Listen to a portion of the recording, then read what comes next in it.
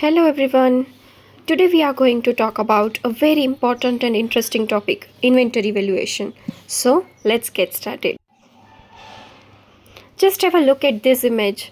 Boxes, goods, raw material and finished products are arranged in warehouses. This is called inventory.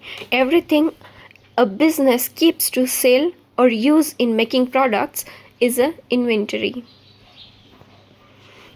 Let's start simple. Inventory refers to the goods and material that is a business holds for the purpose of resale or production. It means जितना भी सामान हमारे पास है ware house में वो सभी inventory है, चाहे वो रीसेल के लिए है या फिर वो प्रोडक्शन के लिए है.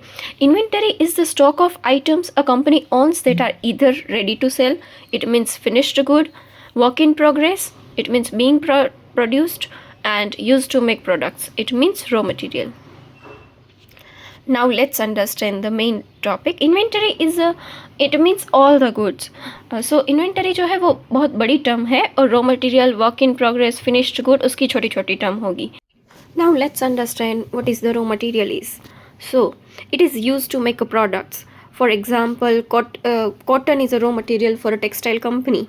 Work in progress, it means goods still being made in the cloth industry, stitched but not finished goods, we can say it is a work in progress.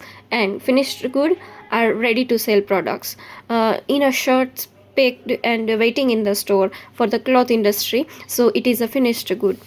I hope this is clear to you. Let's see the image.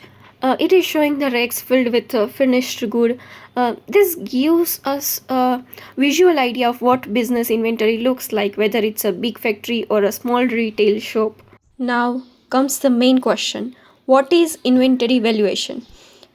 Inventory valuation is the method used to assign a monetary value to the items in inventory at the end of an accounting period. Now let's understand why is that important. It is important because we calculate COGS, cost of goods sold. We can calculate COGS by opening stock plus purchase minus closing stock. It is important to determine closing stock value on the balance sheet. We can also evaluate our inventory to assess profit or loss.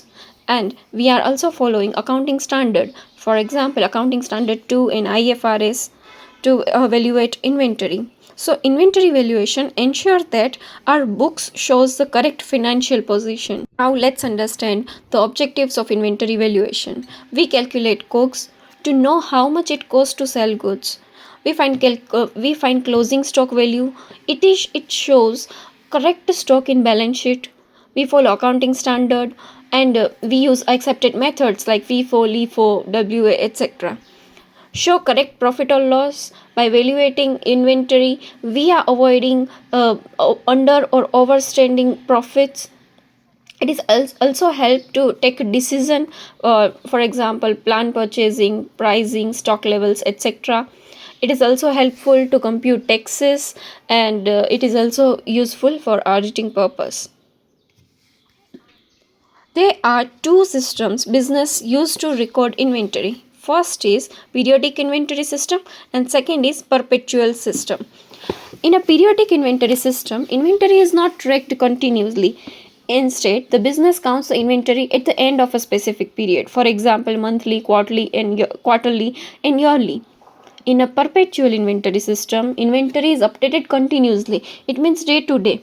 If we bought, sold, or moved inventory, we need to update it in our record. Now let's understand the two most popular methods of valuation is FIFO and LIFO. The names sound fancy, but the concept is very simple. Let's understand the FIFO method first.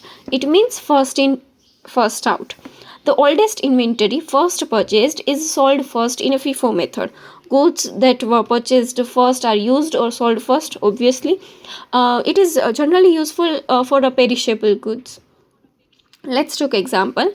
If we buy 100 units at rupees 10 and we also buy 50 units at 12, so if we want to issue 80 units in a FIFO method, 80 units are issued from its first batch, so it is at rupees 10. Next is weighted average cost method. In this method, each time a purchase is made, a new average cost is calculated. This cost is used for all issue until a new purchase is made. So formula is total cost of inventory and we divide total quantity. It is generally useful when the price fluctuation is high, and it is generally a middle ground of FIFO and LIFO method. If we buy 100 units at 10, so total cost is 1000. If we buy 50 units at rupees 12, so 600. And so average rate is equal to 1000 plus 600. It is the total cost and we divide total quantity. So 100 plus 50 is 150, and we got average weighted price is 10.67 per unit. So all issues are at rupees 10.67 until the next purchase done. And the last is LIFO method. In LIFO method, last in first out. It means the goods purchased most recently are sold first.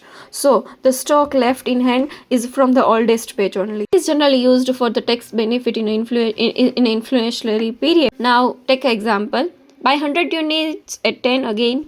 We buy 50 units at 12. In a LIFO method, if we issue 80 units, we issue 50 units from the last batch, it means at 12, and remaining 30 units from the first batch, it means at rupees 10. Now let's understand that what is the stock registered card. A stock registered card, also called a store ledger or inventory card or bin card somewhere.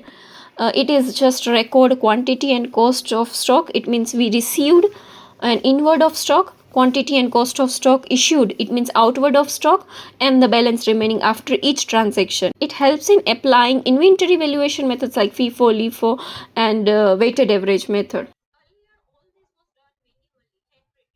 Earlier, all this was done manually, handwritten in a big register, as you see in a picture. But now everything has done digital. So companies use ERP system and inventory management software that instantly show stock details on a single click. And that's all about inventory valuation. I hope you enjoyed the session. Thank you so much for watching.